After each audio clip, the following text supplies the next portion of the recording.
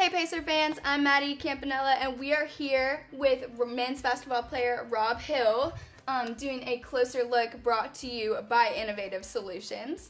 So Rob, how are you doing today? Pretty good. And yourself? I'm doing great. So we are here to talk to you a little bit about this journey that you're going on right now. Rob is currently getting his pilot's license. So can you tell us a little bit about that and what you're experiencing right now with that? Well, I've been chasing this license for, I'm guessing about 2 to 3 years now. I've been going for Nice. a private pilot's license. Anything below that would have been a sports pilot's license, but with the private pilot, there's a lot more requirements, a lot more tests you got to take. Okay. Can you tell us the difference, real quick, between the different classes of license that you just mentioned? Yeah, so like a sports pilot's license would be more for like a recreational type deal, and if you weren't able to pass like a medical exam or something, Okay. for like if you're a person of older age or something, there's less requirement on that, Okay. and there's also less knowledge Like that you needed needed to actually get that license. But I'm going for the next step up, which is the private pilots, which pretty much enables you to fly any single engine aircraft. Do you have to go through like the first pilot sessions and like achieve that one and then move forward? No, so you can just start off Straight. And what is the one that you are? It's a private pilot's license. Private pilot's license. So what tests exactly have you had to endure throughout these past 2-3 years that you're saying? As far as getting the license itself, So there's written tests and then like tests that go on like with inside the aircraft. Yeah. So basically, you'll have 3 tests, Okay. and they all come at the end of your training for the most part. You'll have an oral test, a written test, and a actual like practical flying one, Nice. where you're in an airplane and you take what's called a cross country flight, Okay. which is basically, I think it's like 45 miles away from your base airport, Okay.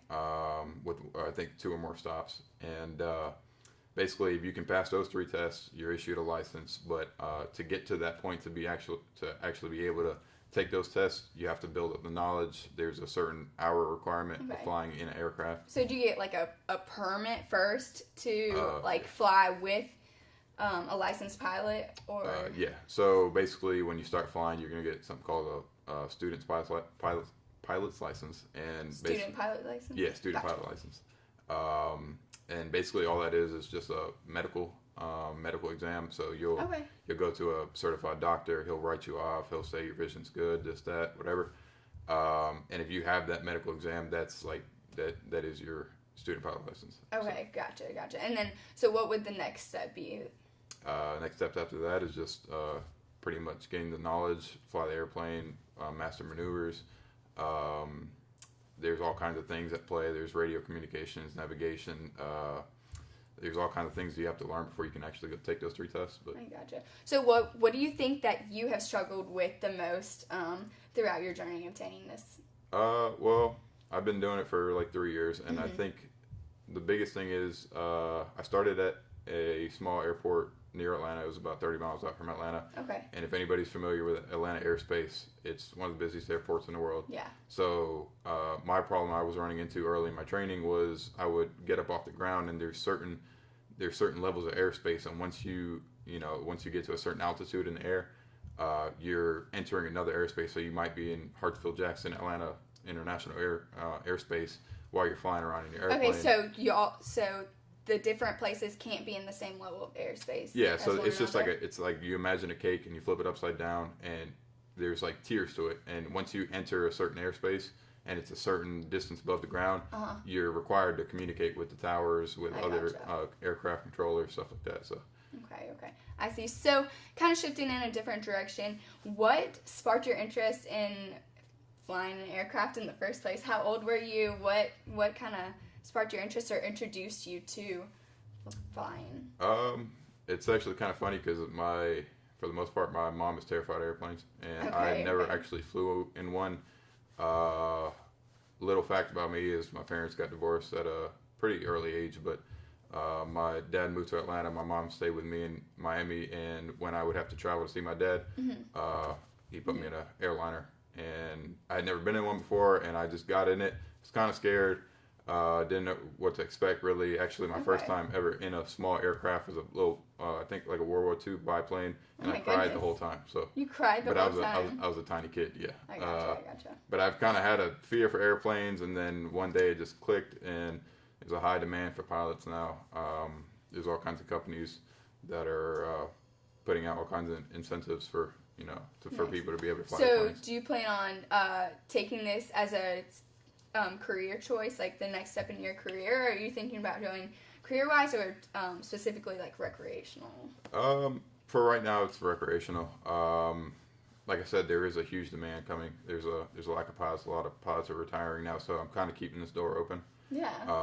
So always have something in your pocket. So I come from a blue collar family. Both my parents are entrepreneurs, and they all have they've run their own businesses for years. My mom still has her own. My dad still has his own. So kind of keeping as many doors open as possible. I'm not really fixated on one certain career just yet, but.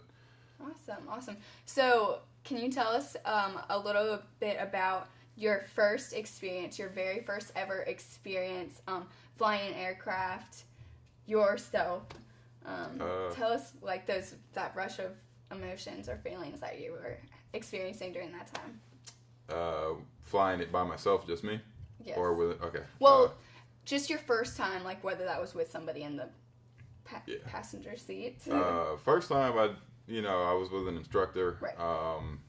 I more or less was not in control of the aircraft. I mean, he was doing the takeoffs, landing. I was kind of just along for the ride, learning things. For the first couple flights, it was like that. Yeah. But as far as the first time I flew one myself, that's actually a big milestone in the aviation, in aviation for young pilots and stuff, or any pilot. It's called, you get your wings. Okay. And you'll go up. So it's a huge, is it like a ceremonial it's type a huge thing? milestone, yeah. Nice. So once you go up, you do your 3 takeoffs, landings, or whatever you're assigned.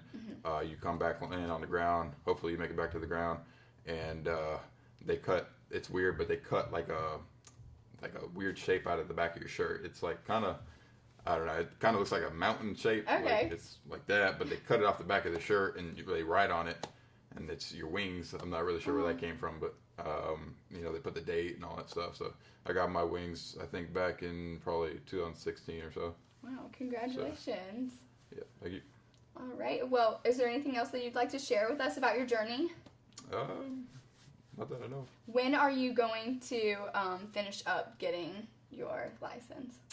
So I actually picked up flying again. I've been kind of, since I've become a college athlete, I've kind of been on and off about slowed down a little bit, because preseason and actual season time, it's hard. So I'm sure. I picked it up in the summer here, and I'm actually flying at a little flight training institute here in Aiken. Oh, cool. And I officially just got enough hours, I think about 2 weeks ago, to be able to meet the requirements to take those 3 tests. Oh, congratulations. So, thank you.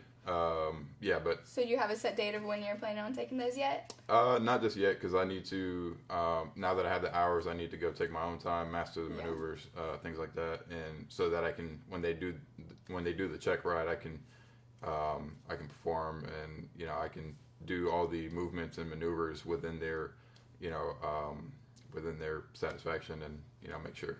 All right. Well, we wish you the best of luck in obtaining your license, and we are really looking forward to watching your career and path change and move. And good luck this season. Thank you. You're welcome. All right, y'all. That wraps up another episode of A Closer Look here with Rob Hill. Join us next time. I was doing so good. Yeah. Boo. Great. Just do that over again.